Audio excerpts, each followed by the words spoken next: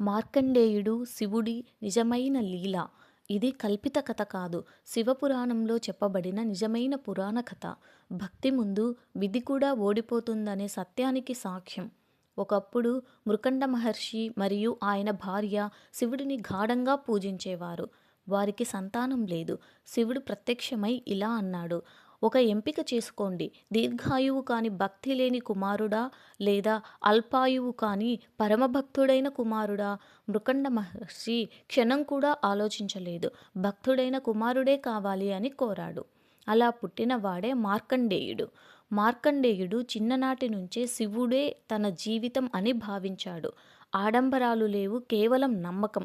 ప్రతిరోజు శివలింగాన్ని పూజిస్తూ ఓం నమః శివాయ అని జపించేవాడు. కానీ ఒక సత్యం ఉంది. అతడికి 16 ఏళ్లలో మరణం ఖాయం అని విధి రాసిపెట్టింది. ఈ విషయం తెలిసిన మార్కండేయుడు భయపడలేదు. శివుడు ఉన్నాడు అని మాత్రమే నమ్మాడు. కాలం నెమ్మదిగా గడిచింది. 16వ సంవత్సరం వచ్చింది. అదే రోజు యముడు తన పాశంతో మార్కండేయుడి ప్రాణం తీసుకోవడానికి వచ్చాడు. మార్కండేయుడు ఏం చేశాడు? భయంతో పారిపోలేదు, యాచించలేదు. నేరుగా శివలింగాన్ని ఆలింగనం చేసుకున్నాడు. శివయ్య, నీవే నా శరణ్యం అని కన్నీళ్లతో ప్రార్థించాడు. యముడు పాశం విసిరాడు. ఆ పాశం మార్కండేయుడినే కాదు, శివలింగాన్ని కూడా తాకింది. అంతే, ఆ క్షణంలోనే శివలింగం నుండి ఉగ్రరూపంలో శివుడు ప్రత్యక్షమయ్యాడు.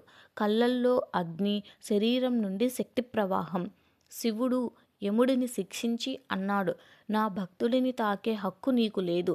యముడు భయంతో నమస్కరించాడు. తర్వాత శివుడి మార్కండేయుడిని చూసి ఇలా అన్నాడు: నీవు విధిని నమ్మలేదు, నన్ను నమ్మావు. అందుకే నీవు చిరంజీవివి. అలా మార్కండేయుడు చిరంజీవిగా మారాడు. ఈ పురాణ కథ మనకు చెప్పేది, భక్తి ముందు విధి నిలవదు. శివుడు భక్తుడిని రక్షించేందుకు ప్రత్యక్షమవుతాడు. ఇది శివపురాణంలో చెప్పబడిన సత్యం. ఇలాంటి మరిన్ని పురాణాల నిజ కథల కోసం మా ఛానల్ని సబ్స్క్రైబ్ చేయండి.